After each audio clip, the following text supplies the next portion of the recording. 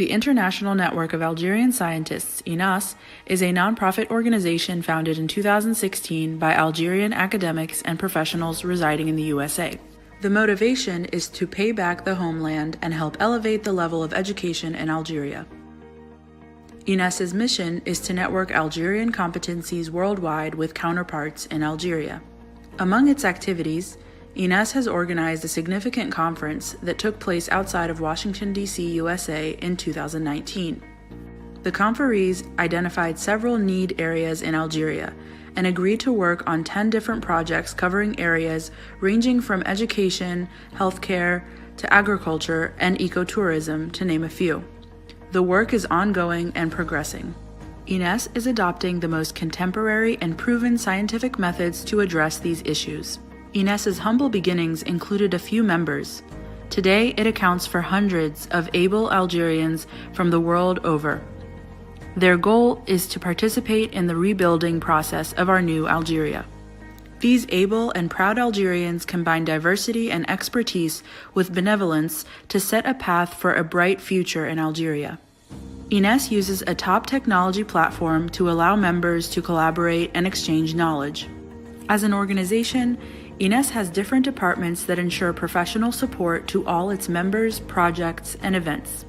We welcome all Algerian competencies worldwide to join us in our noble mission. Algeria is bigger than all of us. Let's stand up and be counted today.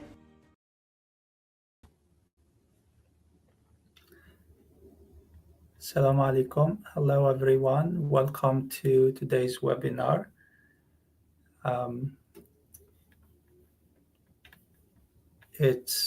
Hisham, is there a way to remove the camera screen so we can see the PowerPoint? Okay, thank you.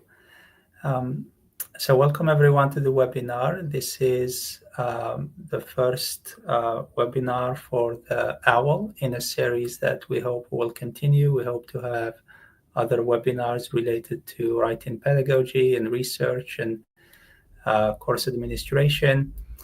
And this is supported by INAS, which we really appreciate. And we'll be presenting today in the webinar a book chapter that was published in 2024 and co-authored by Professor Wafa Zikri from Tlemcen University and myself. And we will share an outline and agenda of our talk for today, and then we'll have a Q&A at the end. And we want to share with you what the chapter is about and encourage you to download it. It's available for free online, thanks to an agreement I have with the publisher, Multilingual Matters. It should also be relatively affordable to purchase as well, an online copy if you're interested of the entire book. But the chapter is available, and if you can't find it online, I'd be happy to share it with you if you email me. And so we're really excited, Wafa and I, to share this chapter with you all. It took close to 4 years from the very beginning of the project and to read and learn, do the literature review, and collect data, analyze the data, and submit the manuscript, revise it with editorial feedback, and go through the copy editing and the publication process with the publisher of the book. And so it took a while, but we're very excited to share it with you today. And so the title of the chapter in the book and the study is called Challenges and Opportunities of Developing an EFL Writing Course in Algeria, a Collaborative Autoethnographic Study. And so when Wafa and I met in 2020, Wafa wanted to learn about how to teach writing better. And we started the process of learning about writing pedagogy and working on her written expression course, and to revise it in light of the research findings and what we were learning from the research community about how to teach academic writing, and made revisions. And WEFA has adapted over the course of the course design and revision process, adapted her teaching and materials, and we're excited to share with you the journey that we had of collaborating to take the class from where it was to a new class that is informed by the most important findings from international scholars who study academic writing. Next slide, please. And so this is our agenda for today. We'll begin by describing the context of the study that we conducted. We'll discuss our motivation, exigence, motivation, and the problems we were trying to solve by doing this research. We will share our aims that we were trying to achieve.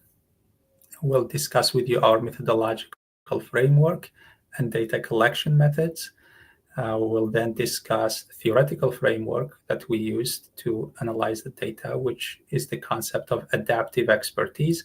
And so we'll discuss how WEFA, as we redesigned the course to teach writing better, how she adapted her expertise. And then we'll discuss the literature review and what we learned from the research, existing research in terms of policies, ideologies, pedagogy, how to teach writing, what we learned about the concept of adaptive expertise, and what we learned about how to approach local contexts.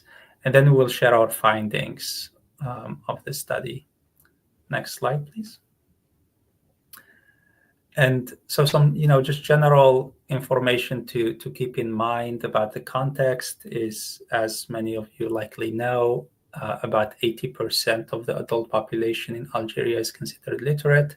The study was conducted in Tlemcen University, which has close to 50,000 students and has the LMD system.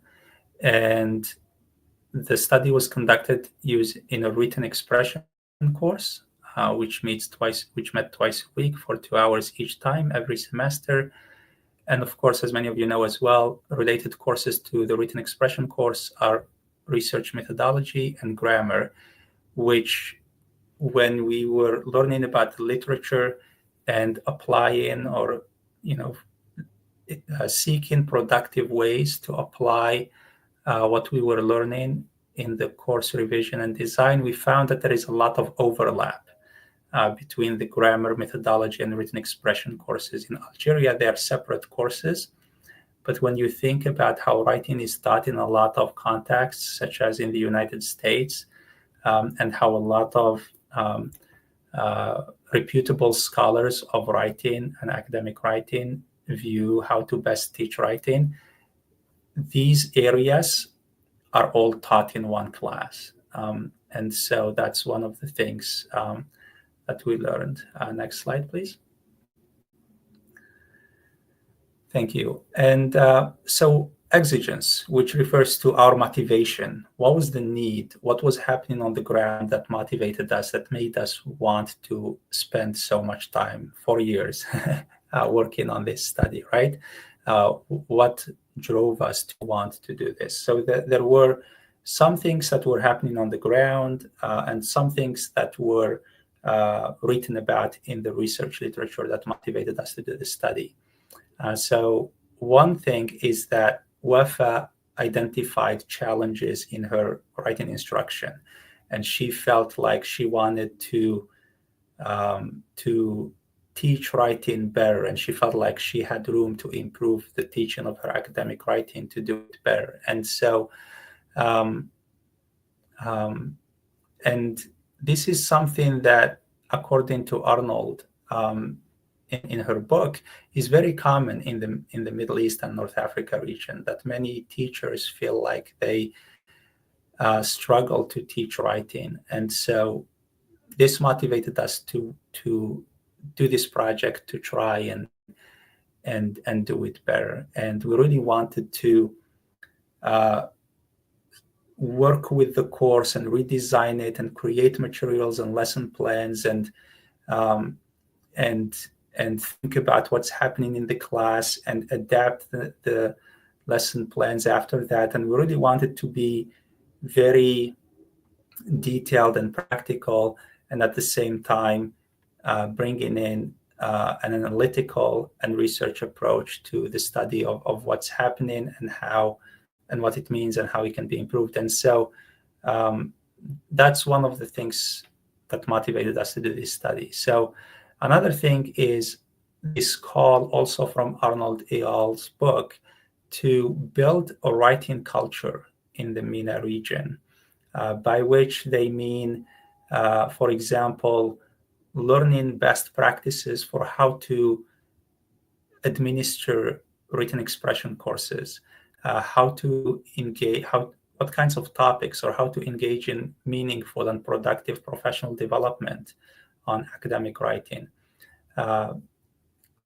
doing conferences dedicated to academic writing, creating research on a wide range of issues related to academic writing. Because it's one thing to talk about academic writing or the challenges that instructors and students personally face. It's another thing to collect empirical data systematically over time and build knowledge on the Algerian context, right?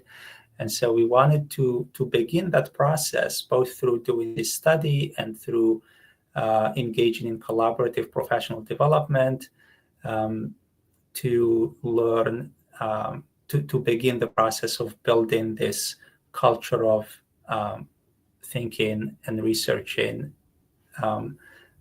writing and academic writing, and administering courses as best we could.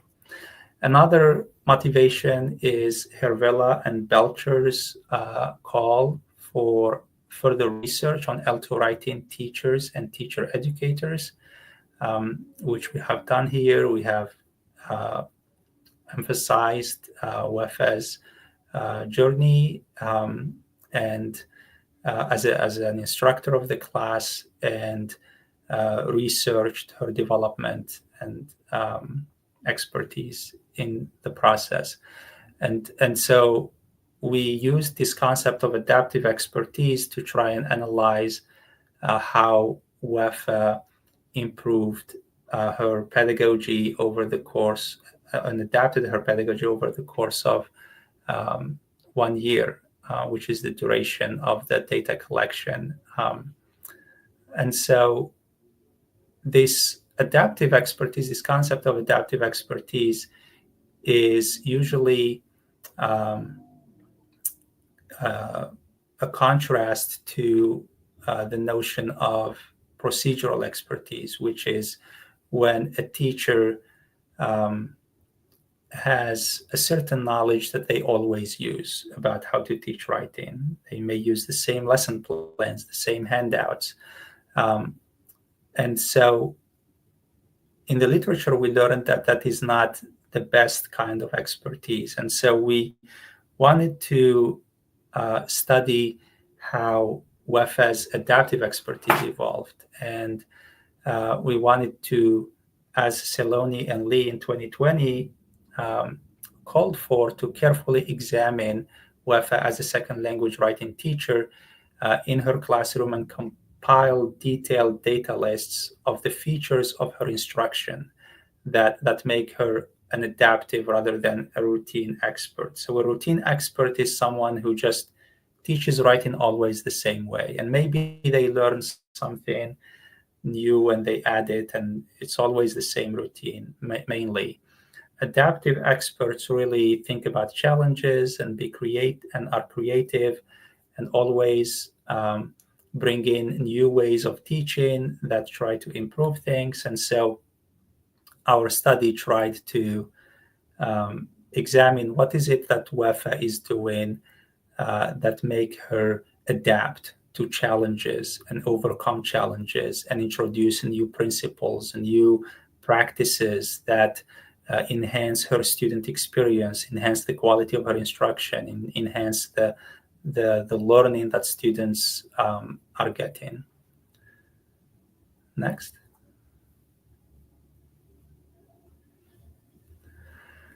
And so our goals for the study include to explore the impact of adaptive expertise on WEFA, the course instructor's confidence, course design, and teaching quality and student learning experiences.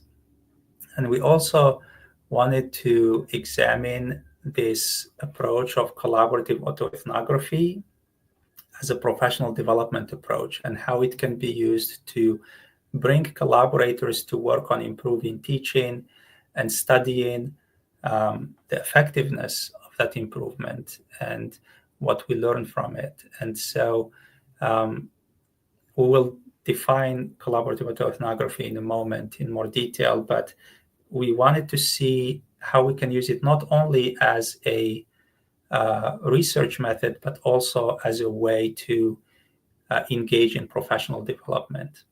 And we also wanted to investigate how it can be used to allow scholars from the global south, such as Algeria, to be able to join new international scientific conversations that may otherwise be inaccessible. So these are our goals. And so what is collaborative autoethnography? It's defined as a rigorous, self-reflective, and context-sensitive research approach that draws on the experiences of two or more participants. So Wefa and I were the participants in this study, and we engaged in a great deal of systematic reflection about the materials that Wefa was creating and the experiences that her students were having in class, the reactions from administrators about the changes she wanted to make, right?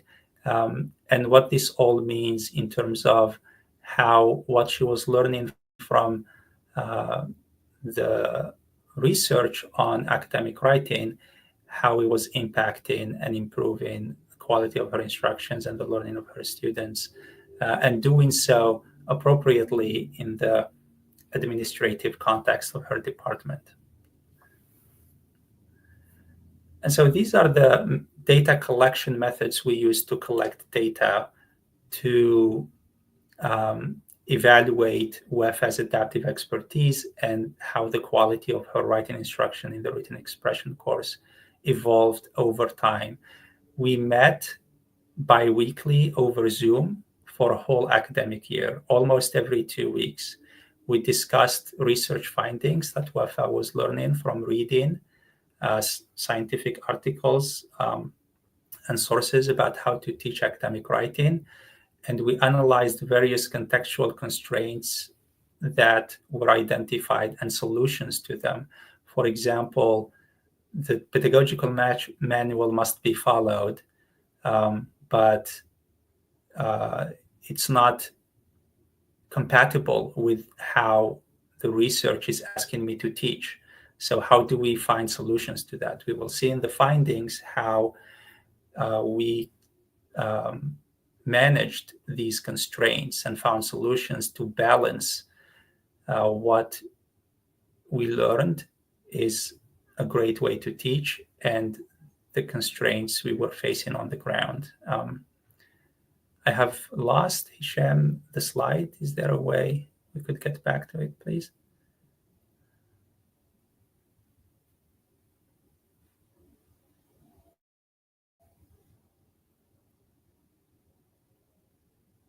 Thank you.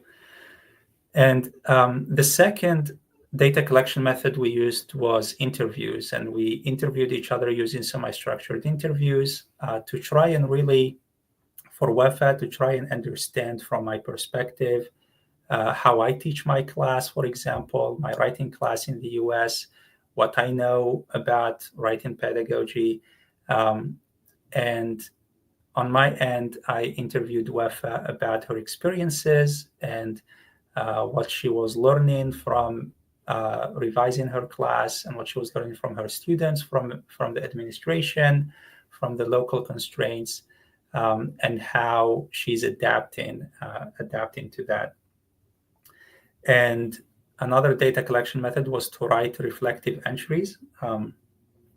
And so UEFA, for example, after every meeting, after every class, she would write detailed notes about what she's observing, what she's learning, and, for example, documented reactions by administrators, faculty, and colleagues about her new approach to teaching writing, and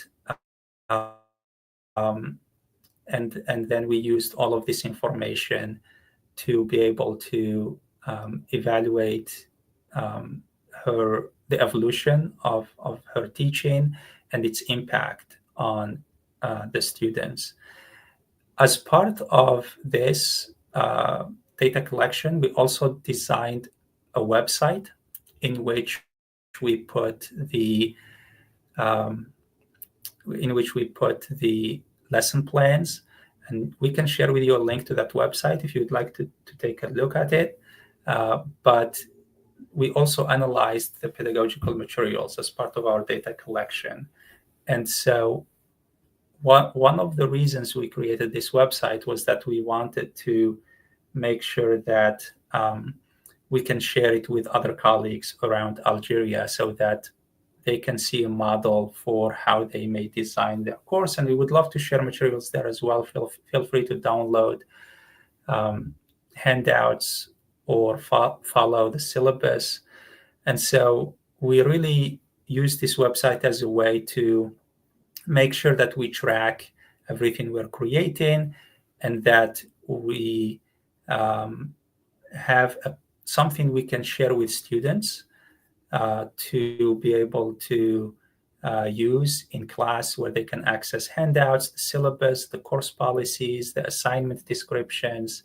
And this was part of the professional development as well for UEFA, because, as you know, in many contexts, when writing expression is taught in Algeria or many other courses, students don't necessarily get, sometimes they may get Moodle or something like that, but they may not get detailed course policies or assignment descriptions, which are important parts of teaching well. And so we created this website both to analyze the data and track the evolution of WEFA's expertise and her impact, but also as a way to share those materials with others who want to do the same thing, because we really hope that this project can be replicated by other teachers who teach written expression, or even other classes in other universities in Algeria. And so the last data collection method we used was content analysis of the departmental pedagogical manual. And so we read the pedagogical manual, we identified themes, and we discussed, okay, are these themes compatible with what we're learning from the research about how to teach? Or are there differences? If there are differences, how could we reconcile those differences? What's possible? How can we do that without violating any departmental policies, right? Because we wanted to respect, of course, departmental policies while improving the quality of the teaching based on research. So that's the data collection methods. Next slide, please. And so the theoretical framework we used, as I mentioned earlier, is called adaptive expertise. And according to Christiansen, Dufang, Hervella 2018, and Hervella 2020, adaptive expertise is the continuous process of enhancing instructional practices. And this is very important, right? Because we really wanted to evaluate in the Algerian context this idea of continuously trying to improve one's teaching, right? And not just using always the same handouts, talking about the same things, using the same methods and approaches to teaching. we wanted to evaluate the impact of reading the latest research about how to teach well and using that to improve one's teaching over the course of a long period of time. And so we used this concept to evaluate how well WEFA was continuously enhancing her instructional practices. And hopefully we want to communicate to other teachers in Algeria to hopefully engage in similar efforts to also continuously engage in the process of improving one's instructional practices and learning from research and collaborating and engaging in professional development, learning new techniques, principles, approaches to that. And so, in addition, beyond the procedural knowledge of such concepts as the writing process, lower and higher order concerns, which we learned from the literature, things like translingual writing and brainstorming, right? Many of you know at least some of these concepts, right? So someone who is a routine expert and has this kind of procedural knowledge, like what is brainstorming or how to teach, how many paragraphs does an essay have, right? A lot of teachers know that, but that's not enough, right? So adaptive expertise refers to an instructor's ongoing mindset and ability to engage in new, right, creative and effective practices that create superior student learning. And so this is what adaptive expertise is, right? It's not the same thing as learning how to teach writing and then always teaching it that way and teaching the same methods and the same techniques, right?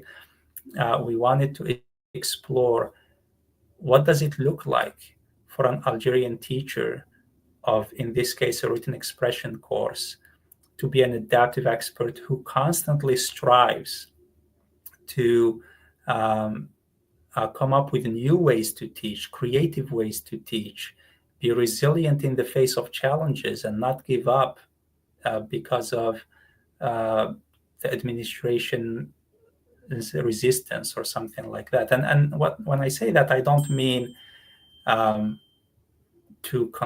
be confrontational with the administration, but I mean to find solutions, right? If the administration says we would like things to be done this way, or exams are important, we want to be able to teach students how to write a thesis statement well for an exam. It's not about telling the administration that is a bad thing or we shouldn't, right, teach thesis statements. Of course we should. It's a good thing, right?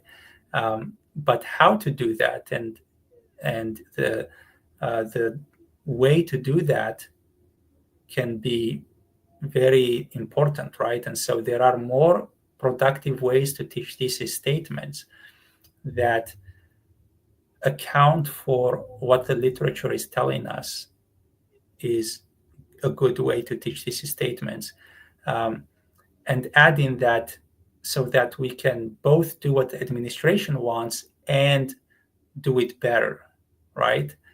So it's not about, right, doing things against the policies. It's about being mindful of the policies and doing things better. Next. And now, in terms of the literature review, and some of the things that we learned from reading that are important for this study, and what we're adding to the research community with our data. Saloni and Lee in 2019 said that the training of teacher educators is not the norm in many non-English dominant contexts, right? And so in Algeria, we do have, of course, lately, especially we have had, especially with Zoom and other kind of online platforms and the push for EMI, we have had a lot of teacher training, a lot of workshops, right? Recently, I have been seeing a lot of workshops on how to publish, etc. But especially when it comes to teaching academic writing, we may have had at some point a phase when we talked a great deal about that.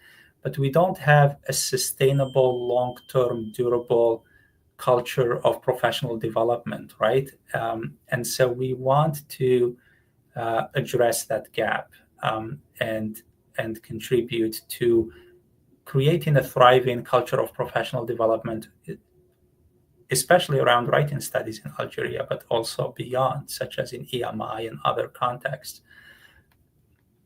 Pennington in 1995 and Hackenstein argued that transferring Western teaching methods to periphery global South contexts, such as Algeria, could result in resistance and conflict. And this is an important principle we learned in the literature because we did face resistance, and that's natural. That's okay. The resistance happens because people share what they think is best for students, and we all want what's best for students, right? And so the important is to learn to collaborate, right? So as Miller and Perosa argued, right, in this last point here in this slide, collaboration on such aspects as course and assignment design could reduce tension and conflict, right? So we use the collaborative approach to work with department stakeholders to bring in new ideas from the research while respecting the principles that are valued in the department. Another idea that we learned from the literature that's valuable here is from Kanagaraja 2002, and many others have discussed this as well, the importance of sensitivity to local contexts, right?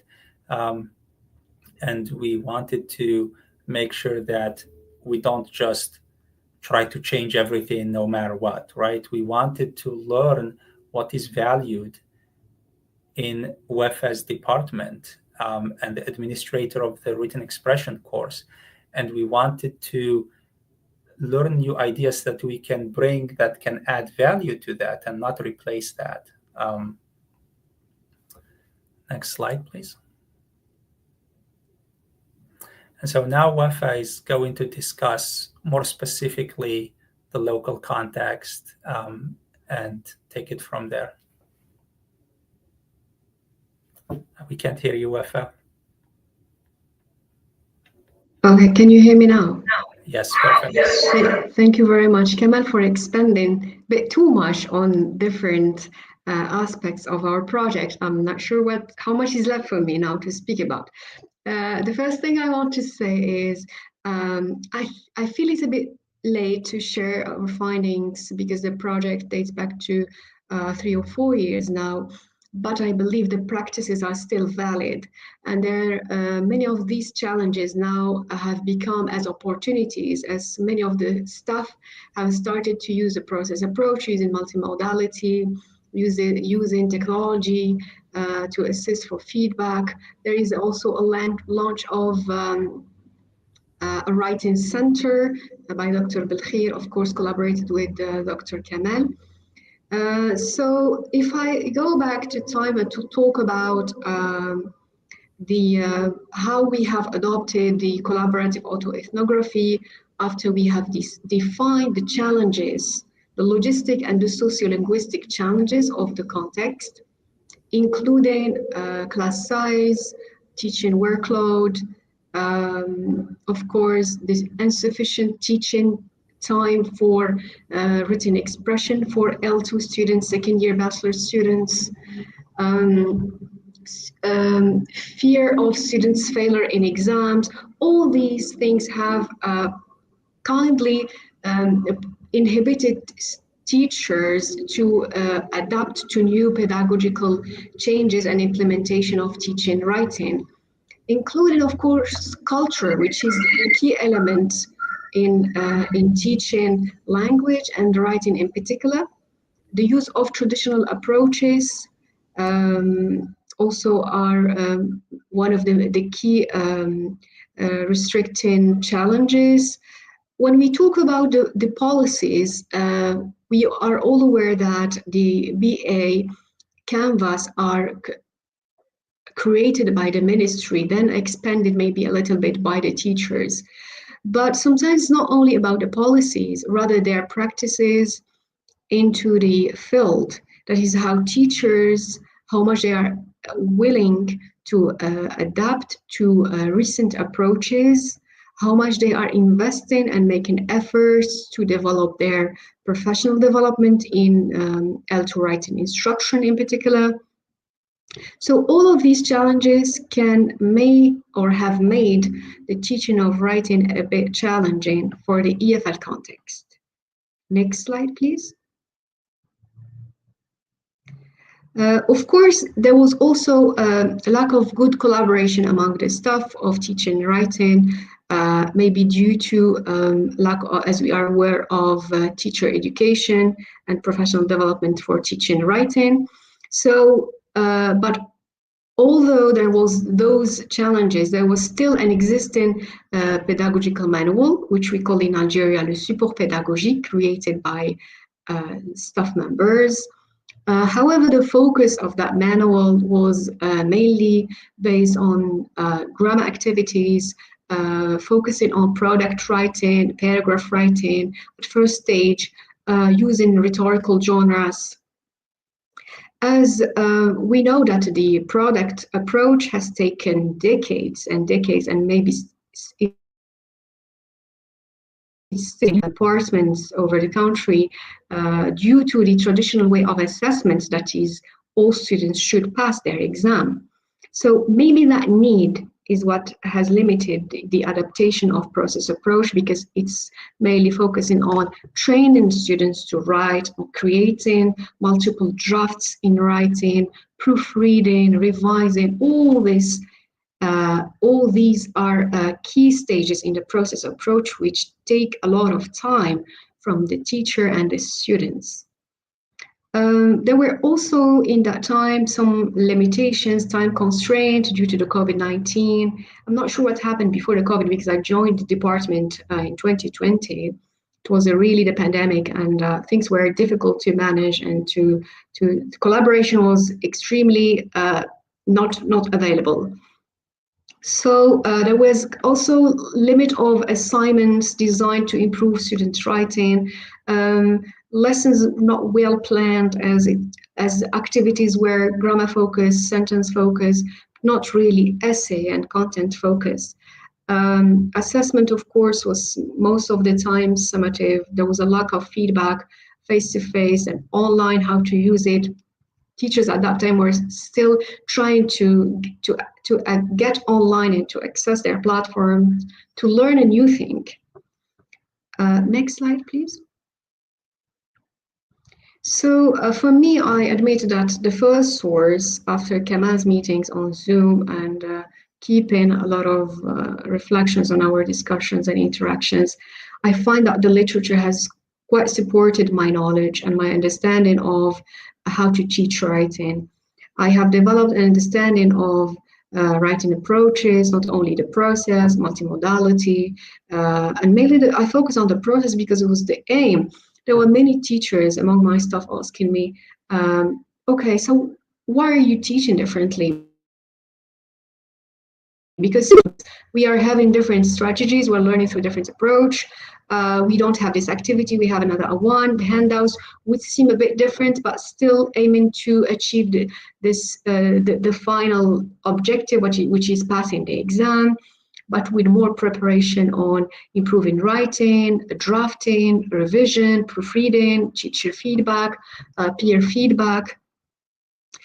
So it was difficult even to introduce the process approach at first, but we were very aware that we don't want to create conflicts among my colleagues. We wanted to share, to collaborate. So after some time, I have started to have chats with my colleagues, introducing the process approach, how I teach. Once the website was ready, that has helped me a lot to have something in hand to share. I remember after some time, students were quite satisfied that they have something to go and check after the online session is finished. It was the pandemic. During one of my sick leaves, I have been replaced by a teacher to teach the writing course, and she was quite afraid, like how she's going to teach that maybe for her first time. So I shared the website. She found it quite helpful to organize herself, to organize her lessons, to set her activities and assignments. So those feedbacks supported me to carry on with learning and professionally developing myself, collaborating with Kemal, of course, to develop my skills and do something that improve the teaching of writing and the learning of writing for my EFL context. Next slide, please. Okay, still when we talk about the process approach, we have had different interactions through Zoom and a lot of reflections. So, you know, in every teaching or in every course teaching, there is a tradition way how we teach it. You know, someone is used to do that. Maybe we need to follow. Some people would say, I don't want to follow. I want to be myself. So I'm going to follow maybe novelties, recent pedagogies, and application and practices to make the course sound different. I have learned in that way. Let me do something different that goes with this generation at least. So we have talked about the manual, and we have also talked about how much the topics that students were writing on their essays were kind of generic topics that mostly are sourced from their hobbies, education, their lifestyle preferences. So we felt that these topics are not going to build knowledge or to make students act scientifically and learn how to do research, to write based on research and make their writing justified by research, because we teach genres, we teach expository essay, we teach argumentative essay. All these essays are quite important to prepare students for their final thesis writing at some point. These discussions and classroom practices and meetings with Kamal and with his students, I come up to understand my students' interests, my students' motivation to write about the topic, towards the course using the website. So if I quote from the data, students once said, I felt interested, my interest in the course and the writing topic. Student 2 said, I was searching and writing about the topic, and I learned a lot of interesting things. Maybe before that time, students were not able to understand that they can't only sit and write using only their background knowledge.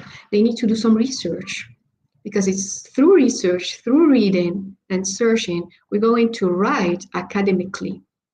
Student 3, quoting on, maybe at first it was students' resistance on creating multiple drafts. Students were wondering, why do I have to write about the same topic 3 times? Or for one assignment, I have to create 3 drafts.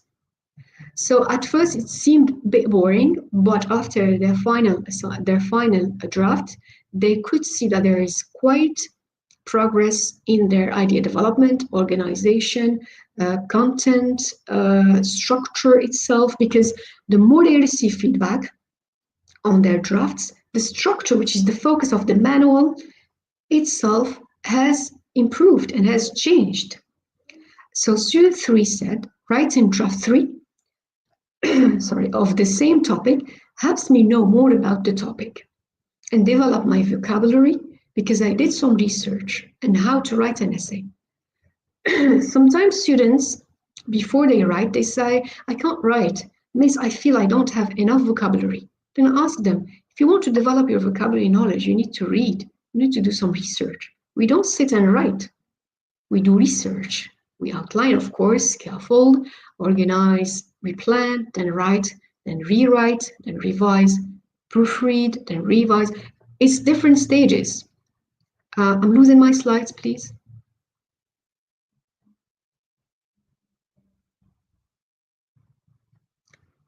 Okay, can Hisham put the slides on screen, please?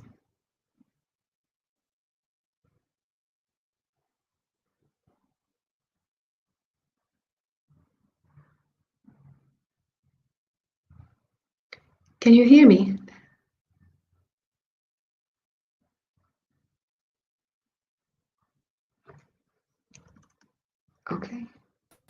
Yes, please, one moment. Okay.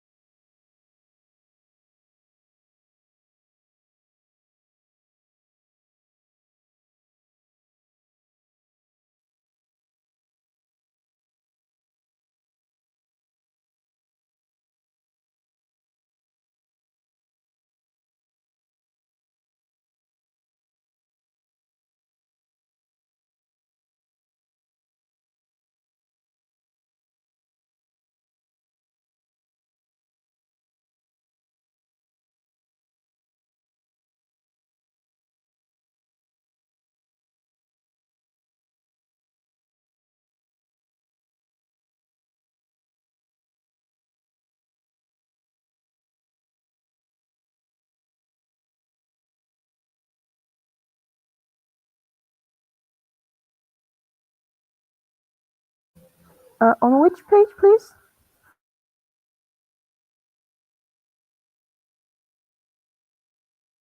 Are you on mute? Oh yeah. You can scroll up a little bit. Click on slide 13. Yes, that one. Thank you.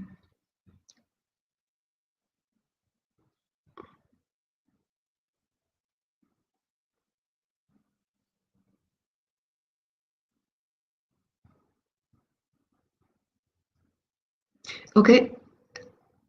Next slide, please. I think I've finished now.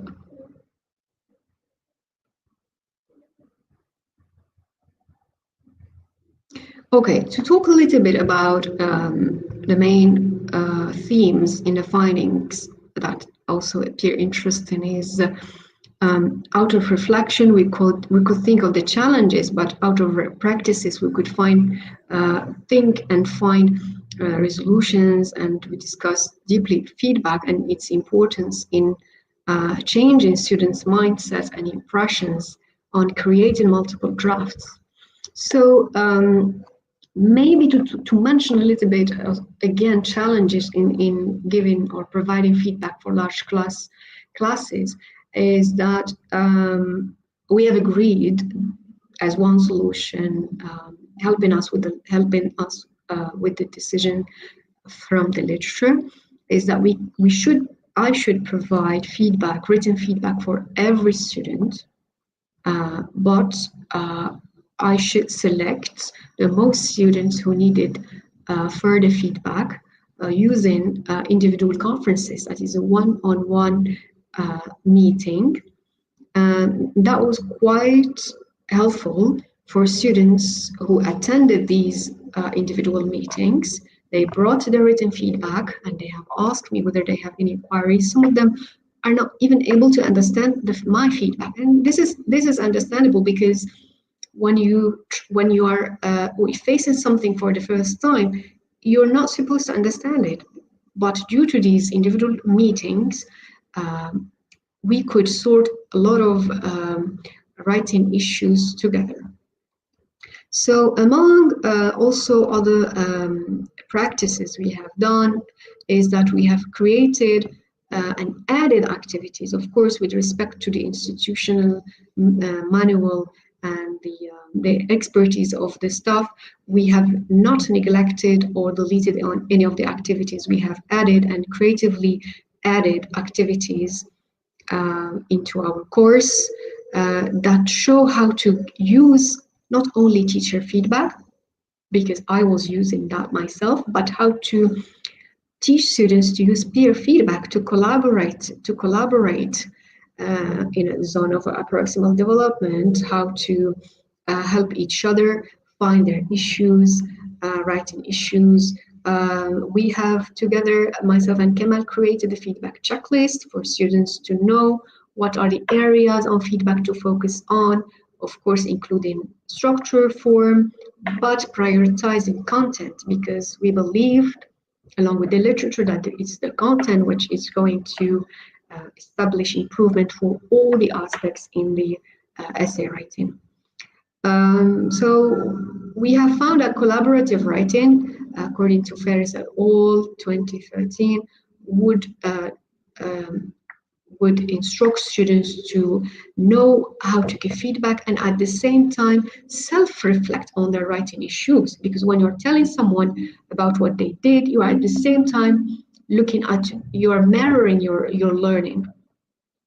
We also have adopted a volunteering method, that is, I ask one student seek permission to use their writing essay as a teaching model in classroom for the group to give feedback, and I intervene to give also feedback. And this method has really helped us and helped the students to act as an expert, because everyone is saying, oh, there is a mistake there. Maybe if they could replace this by that.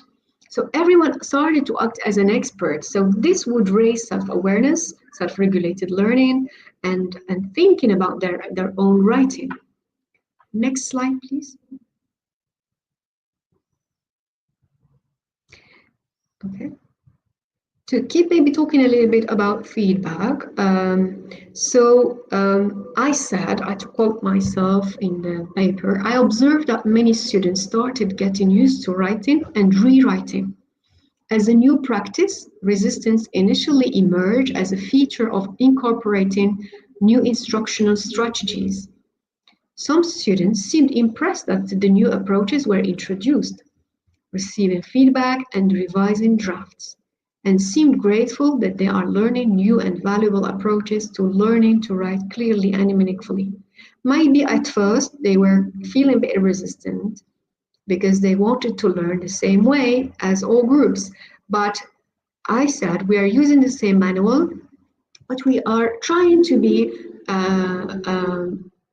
to have extra activities to improve more of your writing. So at the end of the semester, students felt more satisfied, not only about checking the website and the availability of the handouts and everything, but also satisfied about using different approaches that improve them. Some of the students said, this is the first time for me to learn this way.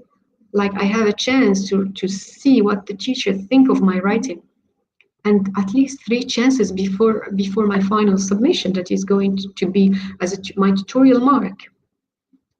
Next slide, please. Okay. Yes, the conflict between feedback focus on form or content, because the manual has really insisted on teaching students to master essay structure, because that was part of their exam evaluation. Do they write good topic sentences? Are the topic sentences well placed in their paragraphs? Are the thesis statement clear, direct, indirect thesis statements used? So it was more about the form. Is it followed or not? So that has taken a lot for me also to learn from our interactions on the Zoom and reading a lot of literature to be convinced that there should be a shift in the focus of the writing, instruction, and of the feedback. So we knew that there was a problem of a dominance of mastering the form over content, and of the product approach than the process approach. We haven't neglected assessing their exams, focusing on the structure, but during the tutorial, that is part of the tutorial mark, is the assignments that students have submitted. We have prepared them that the structure should be there, the form should be there. But what you have to focus on is to present your ideas and to show that you are able to organize your ideas. That what would improve. If you learn to organize and to develop your ideas, that would systematically improve your content and meet with the structure demanded on you on your exams. So essay from form remains more important than development of thoughts, and exposure to diverse genres of text is limited. That was a problem, it seems, in the existing literature faced by different EFL contexts, but hopefully things do change after we learn how to teach using different approaches. There was also a separate teaching of a grammar. When you write correctly grammar text, it means you're a good writer.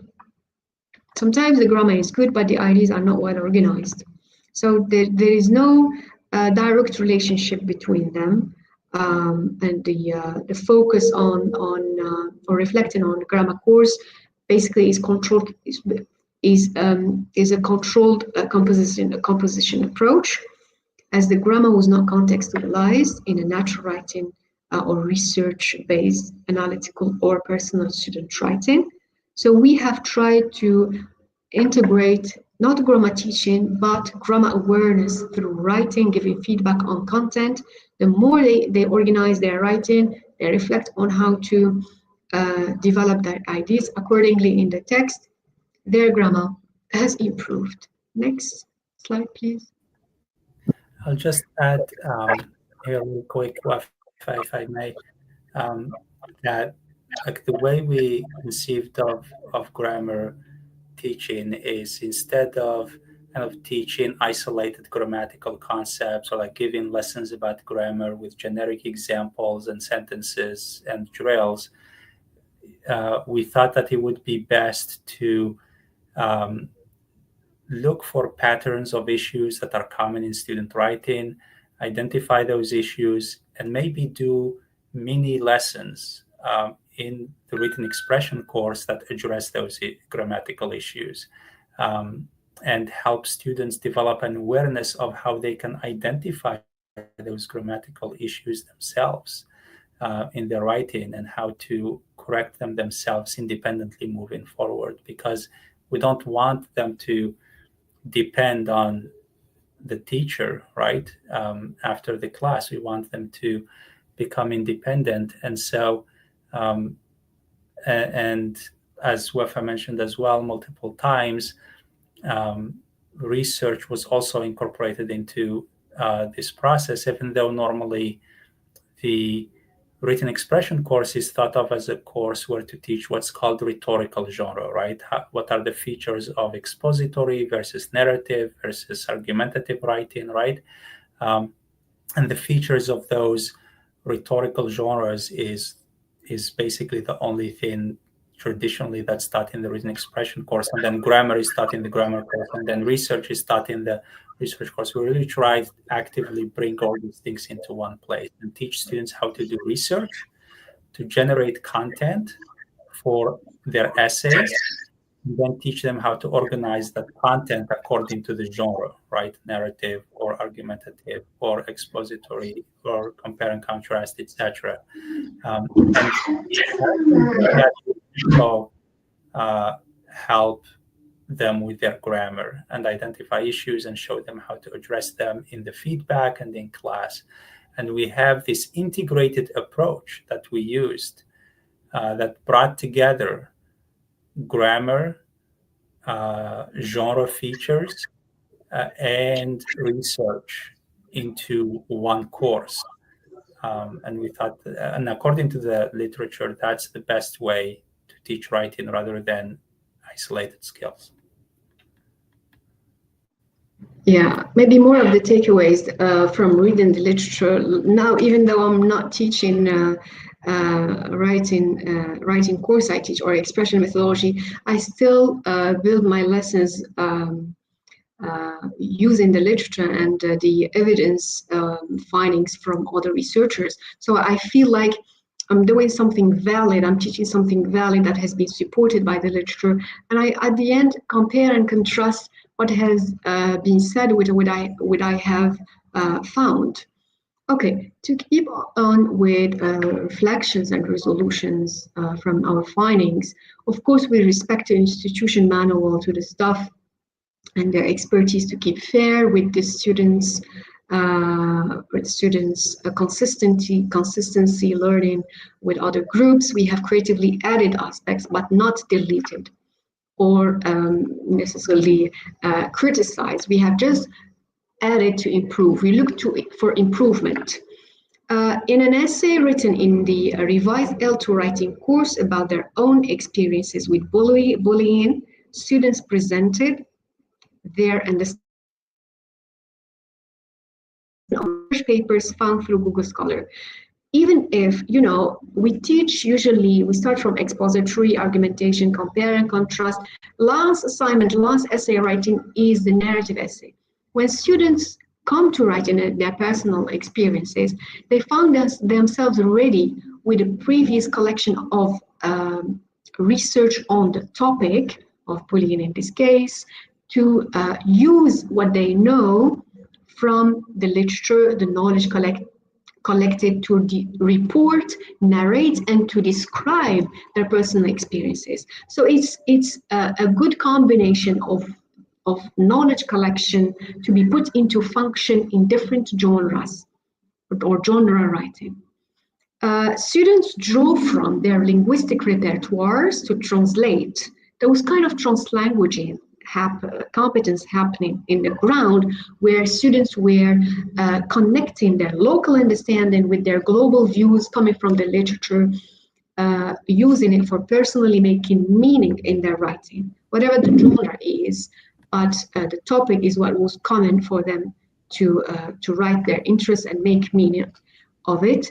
Of course, there were different skills developed beyond the form, the structure, essay, and the content, and the strategies and approaches, which was students learning to paraphrase, to summarize, and to learn how to ethically cite their references. It was quite challenging, but now I have attended many classrooms in L2 level. Students are now more aware of how to cite because they are having study skills course. They learn how to cite, to summarize, to using ethically all these writing skills, which is good. I'm saying that what I received as challenges 4 years ago, now they seem as more teaching opportunities and learning opportunities.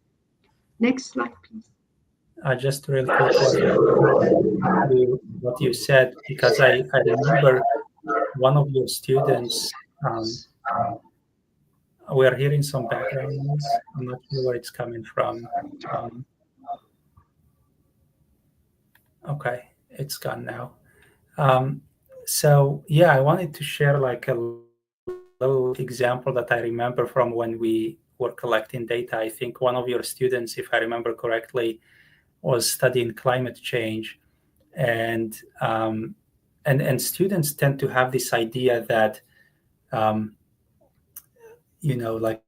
that the only information that matters is information that is that they learn from like international sources, or just general kind of information that they have in their head. And like when this student was writing about and researching climate change, they were thinking about it as this like broad topic with these like platitudes and like rehearsed and cliche kind of phrases about climate change, and thinking that they could only research it in English because it's an English or a written expression class in an English department. And when we read about translanguaging and thought about what that means for the class and what that means for improving one's expertise and improving the quality of teaching and learning, then WEFA told that student, you can actually think about what climate change means to you in your life in Algeria. And at that time, there was a lot of fires in Algeria. And there is research that shows that, fires oftentimes are associated with climate change. And so, WEFA encouraged that student to think about the fires going on in Algeria and how they might be connected to climate change. And of course, most of that information in Algeria isn't going to be available in English, right? But the essay was supposed to be in English. And I remember when WEFA told me that she told the student that she can read sources in Arabic about fires in Algeria and write about them in English. in the essay.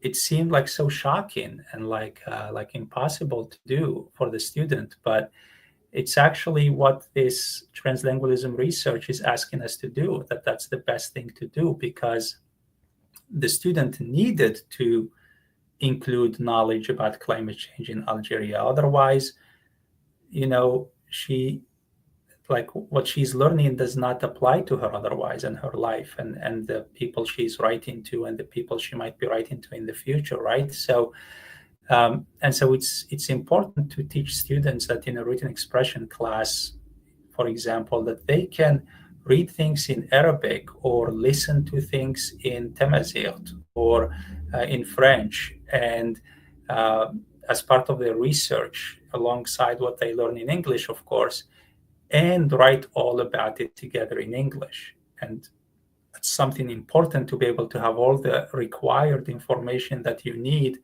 to be able to formulate a strong argument.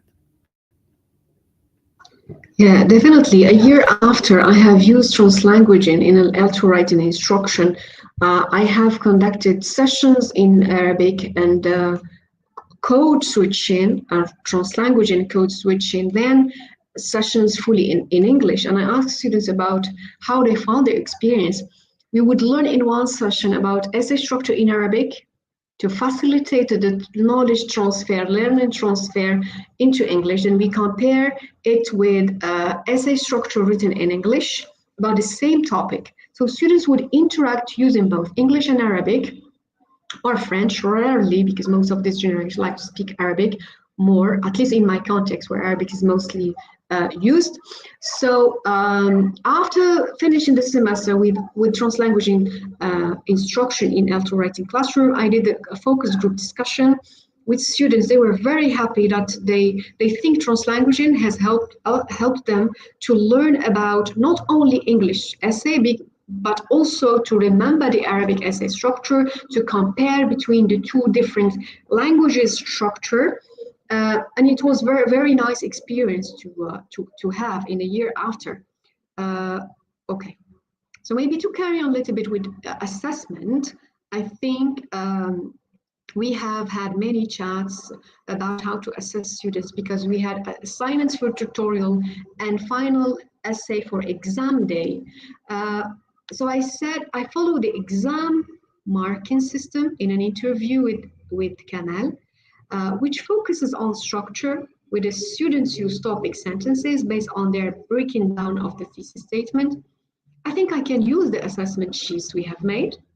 Kamal, perhaps you might focus on content by giving it a higher percentage in the part of the course grade that is not the exam.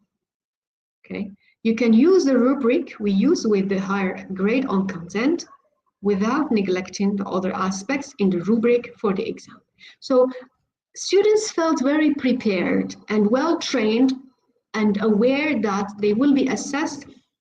Mostly the big part, the big chunk of assessment will be focusing on their content, idea development, idea organization, not because that what matters is what they think, what they use from knowledge in the assignments. They have enough space and time to go and search, use articles, to read articles, summarize, and like exams. So we had to think of setting shifts. We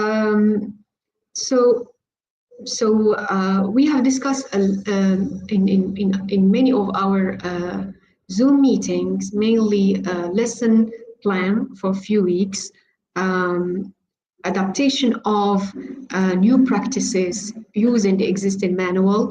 We have talked about feedback focus. I had very good time spent on making cross differences between form focus and content focus. I've learned many feedback strategies from literature, and I come up to one model which I discussed with Kamal, and I have started to use it in my classroom.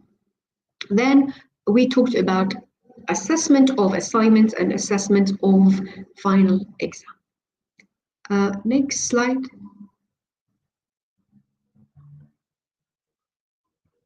For me, design in my own website, of course, with collaboration with Kamal, came as an inspiration from his own website, because his website was kind of a scaffolding for me on learning how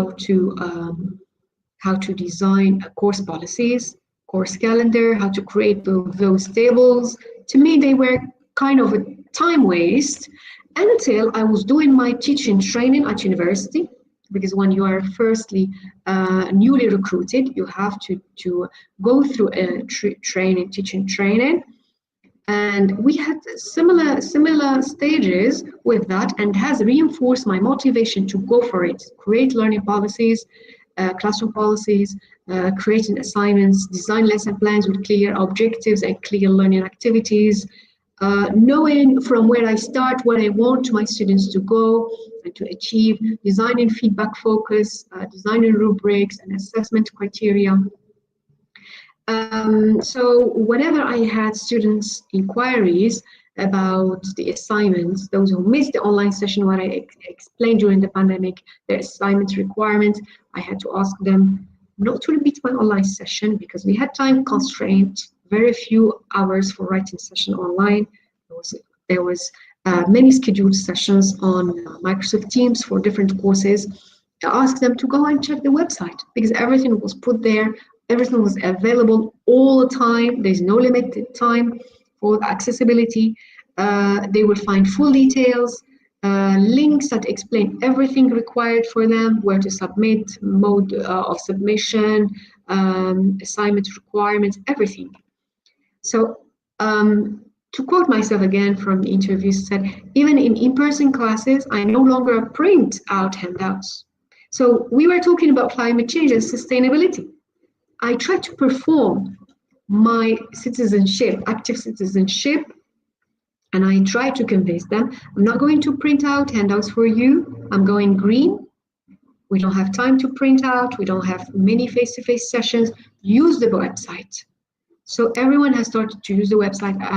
I had many people, many students saying, Miss, I could find the weeks, the lessons, everything, because I have collected data from them after we finished this teaching and practices. Students find that the website was user-friendly, like a backup, like they can go back to it anytime they wish. Next slide, if Kamal has nothing to mention. Okay, maybe this is a summary again of what Kamal has mentioned already concerning the framework of the study, which is adaptive expertise. If I can talk about myself a little bit, since I'm talking about myself for an hour and my experience for teaching. So I enhance my expertise by sensitively and effectively introducing process approach to my class, to my colleagues, creatively incorporating written and oral feedback for my students and their challenging circumstances, not only the culture of understanding, but also time, class size, the pandemic, we have to keep social distancing. Of course, with embracing course management practices, such as providing course calendar, detailed assignment sheets, and daily lessons for students, our study hopefully have contributed to the notion of adaptive expertise through my learning for developing new knowledge, skills, and beliefs, according to the literature here, Villa 2019, in teaching L2 or EFL writing courses. I've learned to enhance my teaching despite contextual constraints, as I've mentioned in a few seconds ago. Designing a user-friendly open access course site with strong content. We developed students' awareness and use of the process approach into their writing and research practices, embracing peer and instructor feedback, revision, and rhetorical awareness. Next slide. I think Kamal is going to take the lead. Yeah, and before I go to this slide, I'll just add something real quick about rhetorical awareness, because it's something that's very important in academic writing, but I think I haven't seen many conversations about it in Algeria. And so we oftentimes, when we think about writing, right? We think about what is it that we teach students or what knowledge we give students about how they can improve their writing, right? But rhetorical awareness is about thinking about more than just the writing on the page, right? Rhetorical awareness includes awareness of audience. Who is going to read what you're writing, right? Is it your classmates? Is it your colleagues at work when you have a job?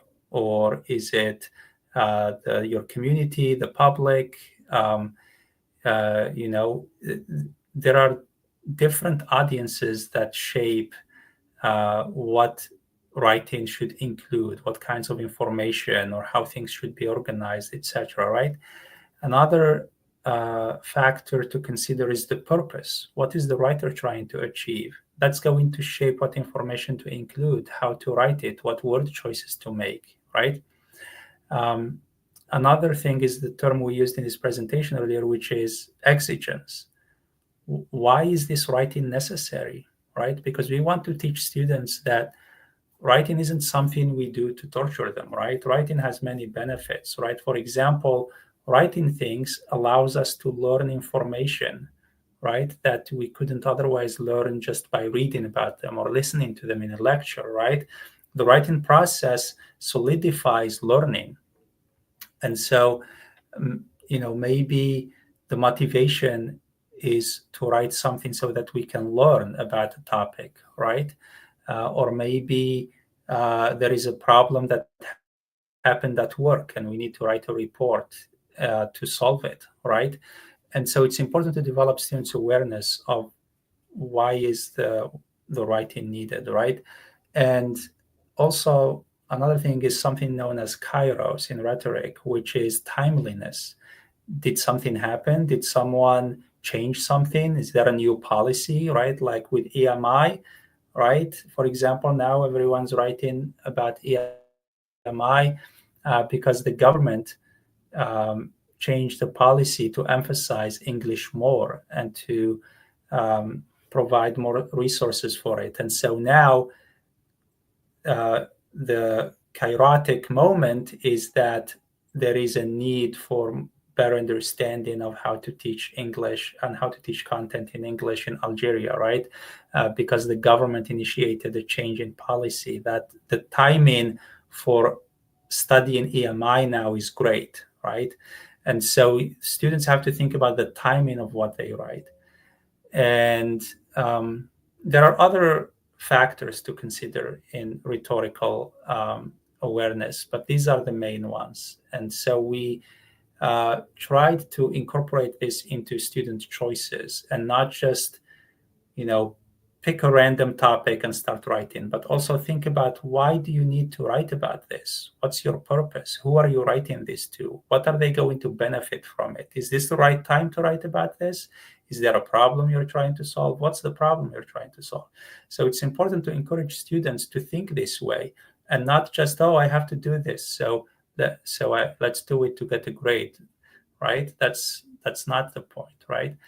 So in terms of thinking about the implications of our findings here in this slide, so one of the implications is that we want to communicate to you that the collaborative autoethnography method, in our opinion, isn't just a research method. It's not just a way to collect data and analyze it. We think of collaborative autoethnography as an excellent model for professional development, right? Things like meeting every 2 weeks, writing reflections, right? Reading research, discussing how research applies to your class and the changes you should make, right? Doing this intensively over a long period of time, individually or in collaboration with others, especially in collaboration with others, we think is very important for you to pursue and to use as a way to enhance the quality of your teaching and student learning. And so, like I said, this includes systematic meetings to discuss and revise teaching materials together and practices, and to favor this as opposed to top-down expert-led workshops, which can be valuable, but we think there is more value in teachers collaborating together and exchanging resources to improve their teaching rather than just waiting for an inspector to give you a workshop, right, or something like that. And so we encourage grassroots collaboration between teachers, reading from research, learning, exchanging handouts and resources, making changes in their class to reflect what they're learning without needing a formal training to do it, right? And so collaborative autoethnography, we think, engages stakeholders mutually and synchronously in the pursuit of adaptive expertise. And so WEFA and I didn't wait for a program by the university, right, or anything like that, right? So we collaborated and we read and learned and reflected on what we were learning and challenges being faced and brainstormed for solutions. We applied the solutions and we created stronger teaching and learning environment for the students. So activities that enhance the forming of professional learning communities for instructors, such as the collaborative autoethnography approach to our project, we find helps form expertise that would otherwise be unlikely when pursuing knowledge individually. And this was supported by the authors here, Levine, Lee, and Yuan. Next slide, please. And another implication is that we believe that the collaborative autoethnography, when collaborating between experienced researchers who have experience publishing in international journals that are widely used by professors, experts, researchers from all over the world, it's important to have a partnership between researchers who have that experience and researchers in Algeria who maybe are in graduate school or are about to finish graduate school or are new professors who may not have that experience, who may only have had experience publishing in local journals.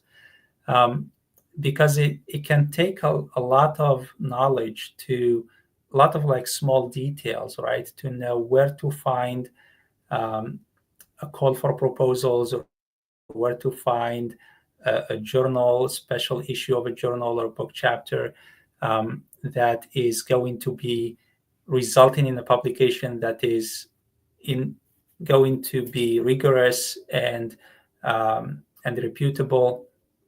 And so we want more Algerian researchers, and especially in writing studies, for example, to be able to identify which journals are reputable and where it's good to publish, who are the important and reputable people and researchers in that area and publications to read.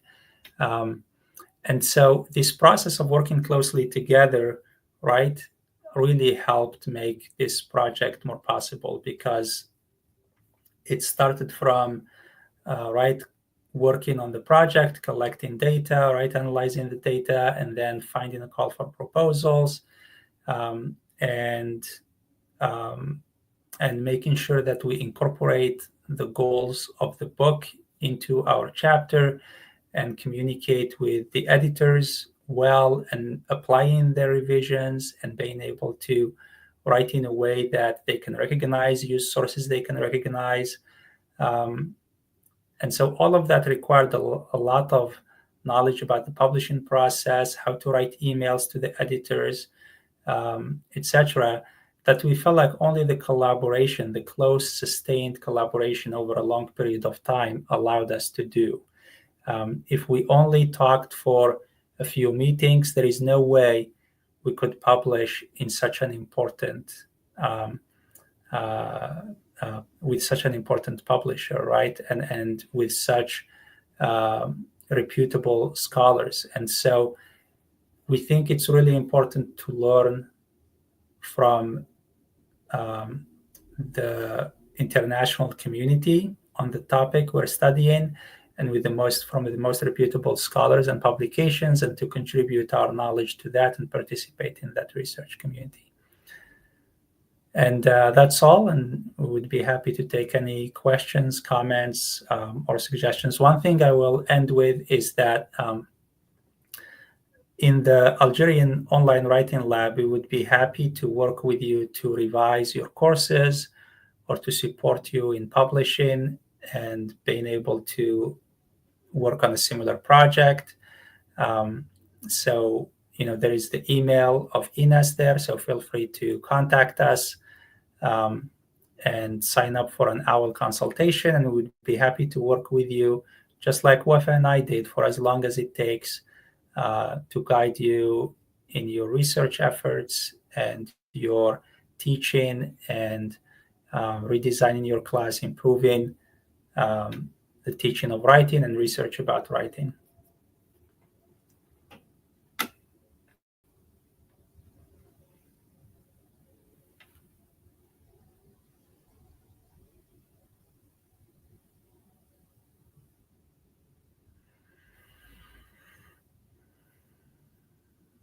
Okay, so Tawas says she would like to join our lab. Yeah, we definitely welcome new OWL members and consultants. We are a research community. We are a teaching community. We are a community of students and scholars who want to improve the teaching, research, learning, and administration of writing.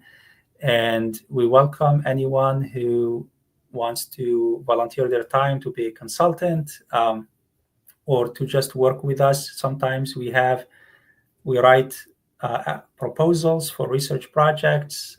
We encourage collaboration on research projects between lab members and supporting each other to create webinars, to create research. And so please do reach out to us, and we'll plan for training for you to be able to become a consultant and also to participate with us in our research endeavors and efforts to improve teaching as well. So please do email us, and we'll guide you in signing up. So we have a question here. In fact, adaptive expertise is important. As writing teachers, we are challenged by new insights. Yeah, so this adaptive expertise, it's very much important. It's the opposite of adaptive expertise, like we said, is called routine expertise. And routine expertise, it's good.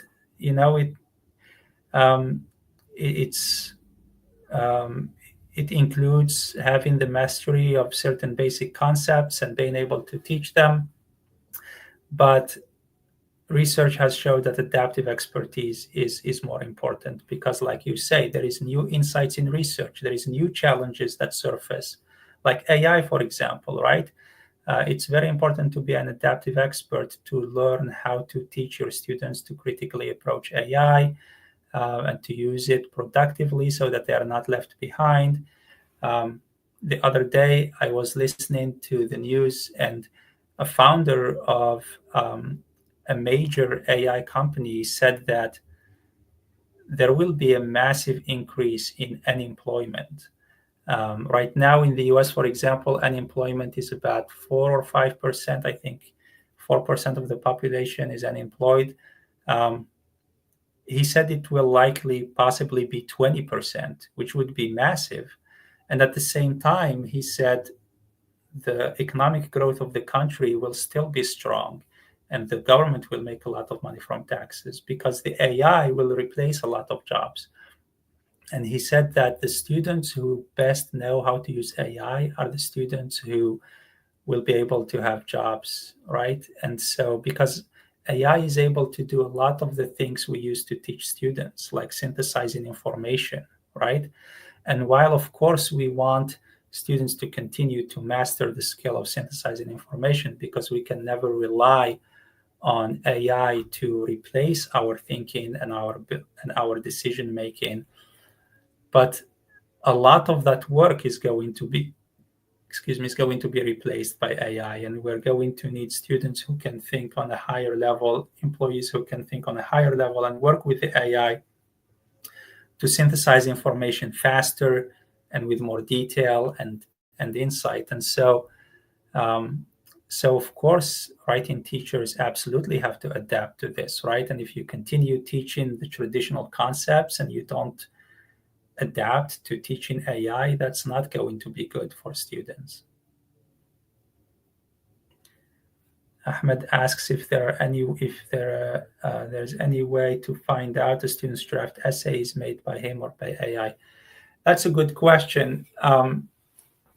Typically, writing teachers can determine or know whether writing is generated by AI or not. One technique you can use is to ask students to write something in class, handwrite it in class, so that you understand their style, their style of writing, what kinds of mistakes they might make. And then when they submit a draft, let's say that they write, electronically, if the style of writing looks very different, then and it is completely free of mistakes and other things, that other features of AI writing is that it sounds very confident and things like that. If you notice all of that difference in style, then you can tell the student, hey, the important goal here is for you to learn how to become an independent writer. Actually, research shows that. Can you please mute? I'm hearing some background news. Thank you. And so research shows that actually students who are already good writers are the students who are going to be able to make the best use of AI. So just because AI writing exists doesn't mean that students shouldn't know how to write, because in order to get the AI to give you what you need, it's important to have the language to ask it for what you need and to keep prompting it until it gives you what you need. And that requires skilled language use. And so it's important for students to be able to learn to be good writers. And the goal as a writing teacher is to help your students understand that and not to punish them if they submit something written with AI, and use that instead as an opportunity to teach them why it's not good for them in their future, right? And make sure that you use that as an opportunity to help them, right, understand the importance of learning to write by themselves and think for themselves, and instead of punishing them, right? Because if you just punish them, they don't learn from that, right? And so give them an opportunity to rewrite it themselves, and show them how they can productively use AI, such as using AI to generate feedback, for example, especially like we said, with a large class size, it might be very helpful to have AI generate some kinds of feedback, even though it's not good all kinds of feedback, right? For example, with content, it can help to some degree, but we should never let AI responsible for the ideas we want to be implemented in the world, right? And not to mention the fact that AI does something called hallucinations, which means that sometimes it makes up information that doesn't exist. So you have to teach students to verify the writing that's generated by AI, and teach them about the importance of honesty, right? Our faith values honesty, right? And so, for example, and students connect to this, to faith a great deal, right? And so, it's important to draw their attention to that and say, if you're expected to generate your own writing, then you should be transparent and generate your own writing. And if you use AI, use it in a way that is permitted, and be transparent about how you used it. You don't want to deceive your reader and pretend that you wrote something that you actually did not, right? And so that's my long answer. Hopefully that helps answer your question. Ahmed says, write your professor. It's a good method to help the professor to improve himself and change the way of his teaching. Write your professor, I assume you're referring to the website where students evaluate professors. I think, I can see how that seems like a good idea on the surface. But there is actually a lot of research on student evaluations that shows many disadvantages. In the US, for example, a lot of student evaluations are shown to be sexist and racist and are not fair, right? So that doesn't mean students can't offer good feedback. Of course they can, and it's important to encourage your students to give you feedback, to write reflections. For example, at the end of every semester, I ask students to tell me to reflect on what they learned from the class, what feedback they have to improve the class, and for me to improve my teaching. I want to learn from students. But things like rate my professor, usually students just go and, if they have a bad grade, they'll go and say this professor is terrible, right? Even though they may very well have deserved that grade, and that it's important for them to learn why they received a bad grade and try to improve. And it doesn't say anything about the professor's teaching quality. So I'd be very cautious about rate my professor.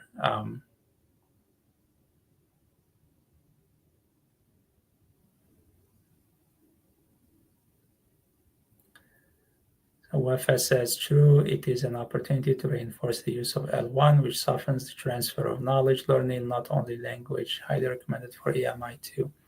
Yeah, there is a lot of overlap, I think WFA is right, between our presentation today and EMI. Because a lot of these things can be used, right, when teaching content. When teaching content, writing assignments is important. In the US, for example, all courses require writing. There is a separate writing class where students learn how to write, but also a lot of professors assign writing assignments. Writing is one of the most important ways to show what you learn. And so we highly encourage Algerian content teachers when using EMI to assign writing assignments and to use some of the strategies we talked about to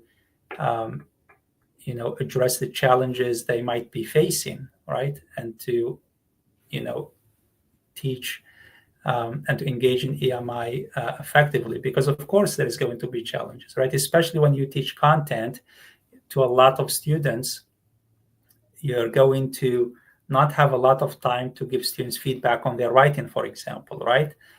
But there are things like the Writing Support Center, for example, that Tlemcen University started that can help students. And we encourage that model in other campuses as well across the country, where students could get help on their writing. And the teacher doesn't have to spend time on that in their content class, right? And so, we encourage collaboration and using the OWL, for example. If a teacher of content wants to teach in English and they feel like they have a lot of challenges doing that, we would be happy at the OWL to work with you to do consultations to implement writing instruction in EMI classes.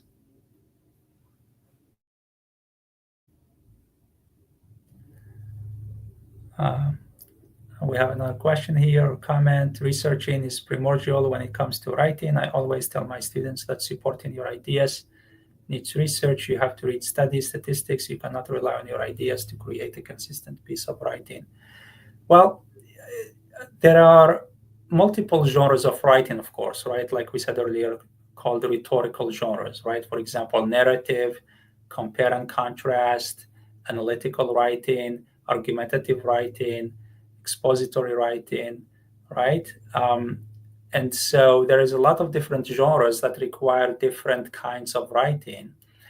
And so in a narrative, for example, of course, use only your ideas, right? Tell a story, that's okay, right? You don't have to rely on other outside ideas. But when you engage in argumentative writing and you're trying to persuade someone, right, to make a change or believe something new, most likely there is going to be a need for outside sources to be used, right? To first of all, for the writer to formulate their own opinion and make sure it's strong and reliable before you try to communicate it to others, right? Um, yeah, so it depends on the genre, right? Some genres it's okay to rely only on one's ideas. Others it's important to include research. But also it's important to know that a lot of times statistics don't change people's minds, right? Sometimes you tell someone all the best research about an issue, and there is overwhelming evidence to support your opinion, but people will still resist you. They will still not believe what you say, and your argument. And so sometimes you share the best you have learned and what argument should come out of that, and you invite your readers to contemplate and consider that information as they think about formulating their own thoughts, reactions, and opinions, right? And in the end, come up with the most informed opinion possible, right? But actively, like fighting people to change their mind, usually doesn't work because people don't want to look like they lost. So it doesn't matter how accurate is the information you're giving them, they will push back. So I think it's important to teach students to try. And of course, it's not easy. We have the drive to try to change people's minds. And that can sometimes, be overwhelming. But we want to actively strive to teach students to resist the urge to make people change their mind and to constantly try to prove their opinion, right? Because we want students to be open to the possibility of changing their opinion based on the research, right?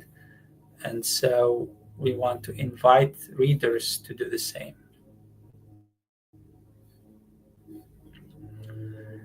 In my evaluation grade, I have different rubrics balancing between strategy, structure, and content. Well, I don't want to answer all the questions. Do you want to take on this comment to respond?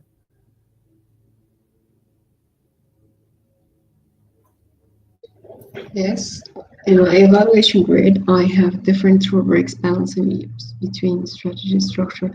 Yeah, of course, this is what we had in our project. We said that we're not going to neglect the form and the structure because they are the basic things to learn when you are first time learning about essay structure at any language, be it Arabic or French or English.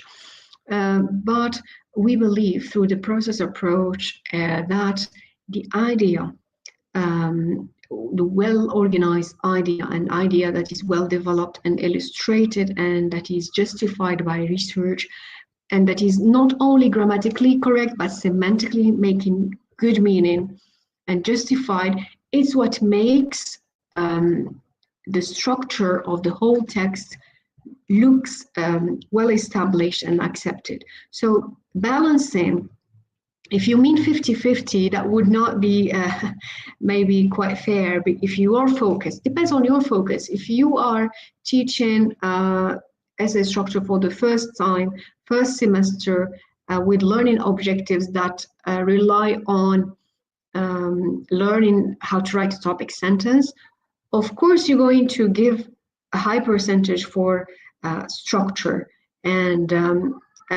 over the content. But once you are trying to put your learners in a way to contextualize their learning of structure into whole text, you have to think further on both things, structure and content. Maybe, I mean, for me, I have focused on both, but in semester 2, when students had more assignments, like 3 assignments, the focus was more on content.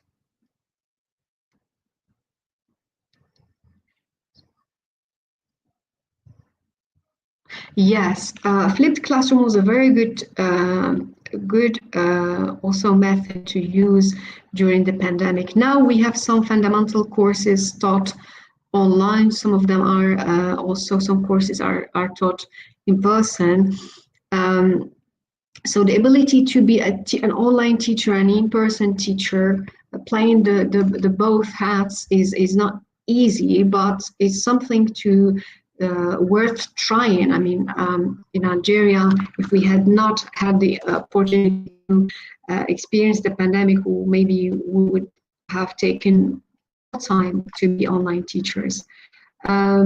Yes, it helps students to have enough time to practice, because online you give time for students to write with deadlines, to submit their work using different platforms. The platform you agree on, in Algeria we have the Moodle.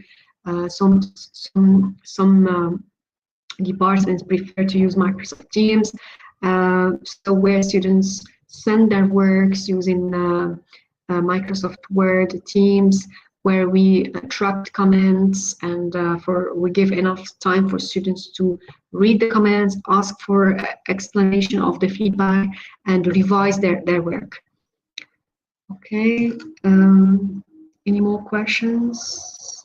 I believe these comments were before in the comments. Ahmed asks if there is a difference between learning writing essays in American university and UK university. So Wafa has more experience with the UK university since she received her PhD, I think, from the UK, and I have experience with the American university. I can give you an overview about the American university, and then Wafa can compare it with the UK. And so in terms of learning to write essays, in the American university, we typically have something called first year writing, where every student in the university is required to take a class in writing, sometimes two classes, one in the first semester, one in the second semester. And typically, the essays that are taught in this are called narrative, which is to learn how to tell a story based on personal experience, to be able to be descriptive, and use adjectives and dialogue and storytelling features to be able to write, which can be useful not just for creative writers who might write novels and things like that, but also is really useful for work, for the workplace, right? Because sometimes what we need to communicate is to tell a story and not to use facts, right? Sometimes situations require storytelling to solve a problem rather than sharing facts or research findings. And so typically they teach that, we teach that, and we also teach something called analysis, which is more similar to the compare and contrast essay, although there are also other things you could do in an analysis essay.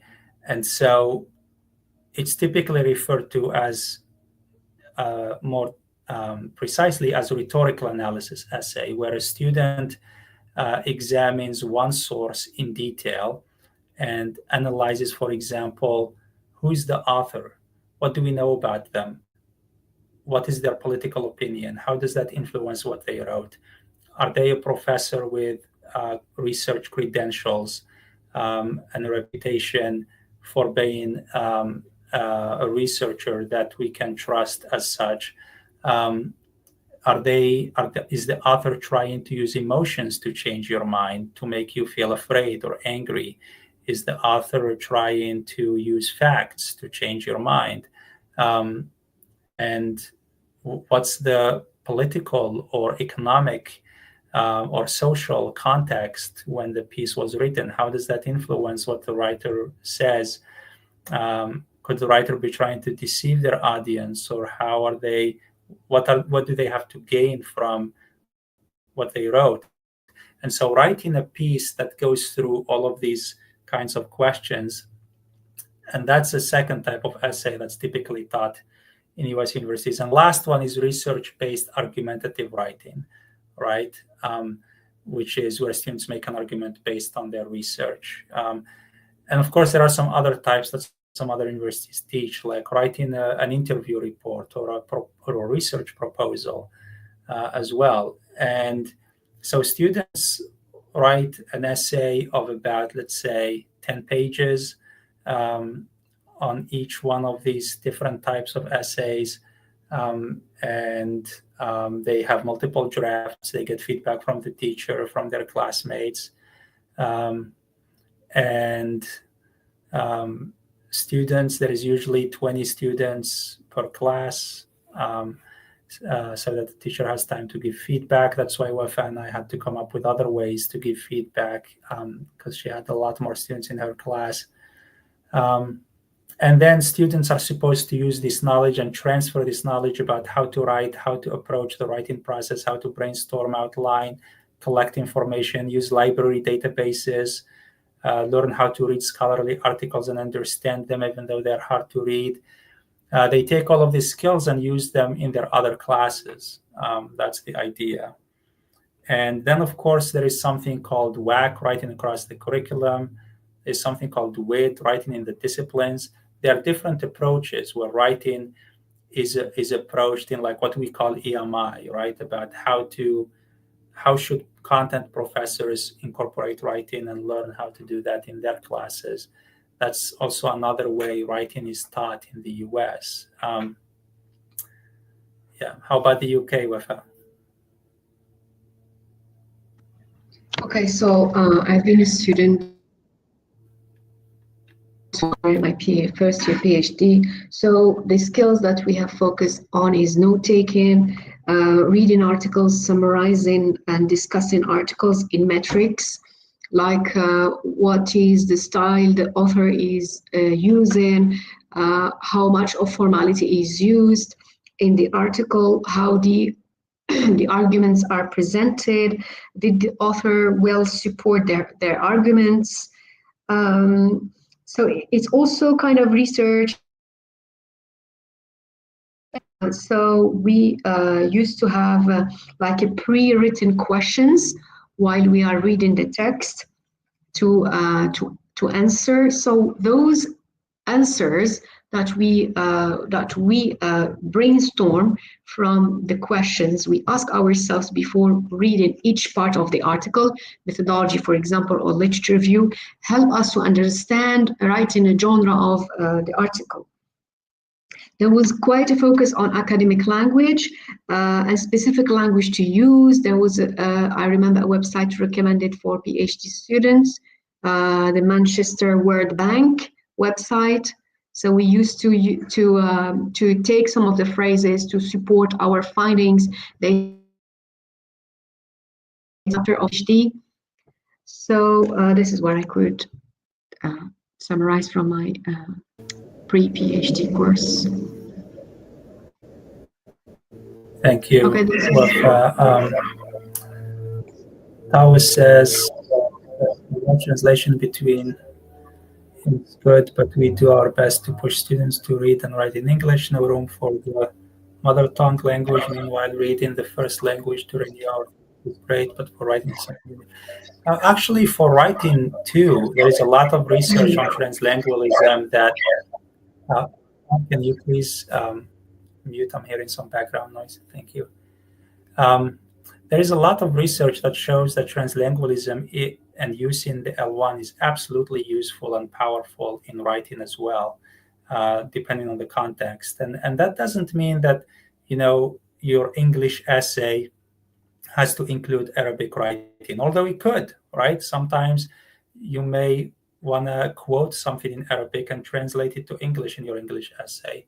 But it could also mean going to get feedback from your teacher in Arabic and then use that advice when writing in English. What's wrong with that, right? The point is to learn, right?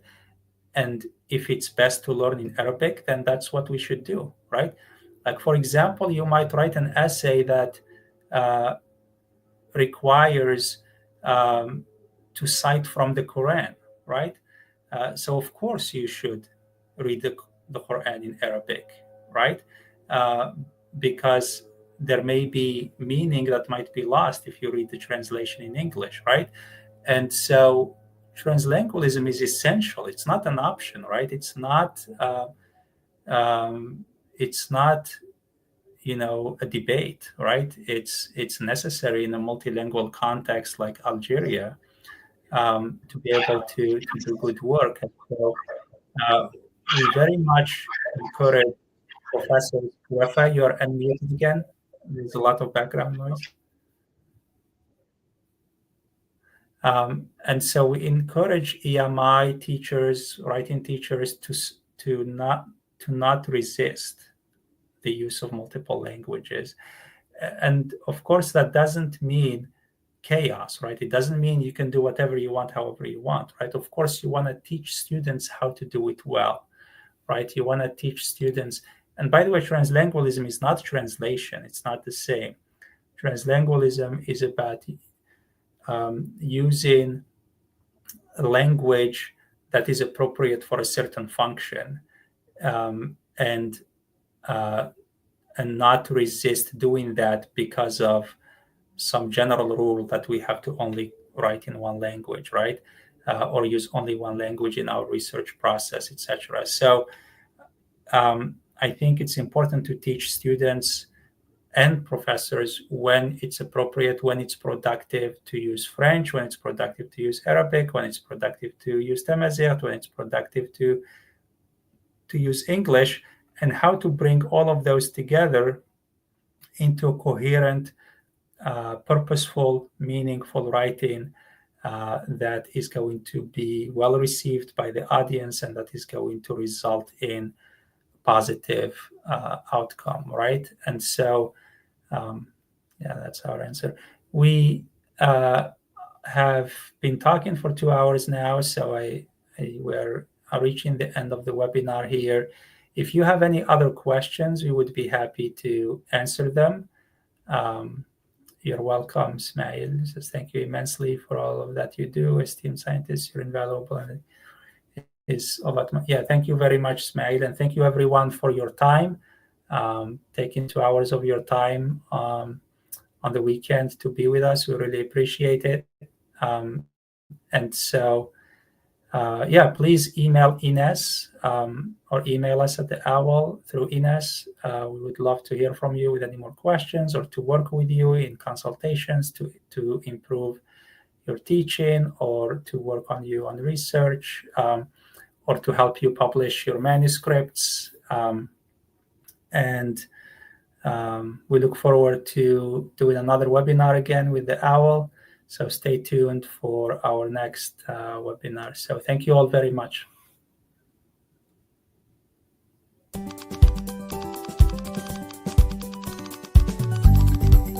Algerian Online Writing Lab, OWL, is a free access center that offers synchronous Google Meet or asynchronous Google Documents consultations for people who seek help in their writing. At OWL, you can find guidance on general academic writing, including different types of writing like essays, reports, papers, and dissertations. With OWL consultants, you can discuss any step of the writing process or review a piece of writing in progress. At OWL, you can also access our online resources to support your academic writing needs and development, including videos, interactive tutorials, and reference documents. In this way, OWL's mission is not to edit or produce correct papers for its clientele, but to help you become better, more self-confident, and effective when in writing.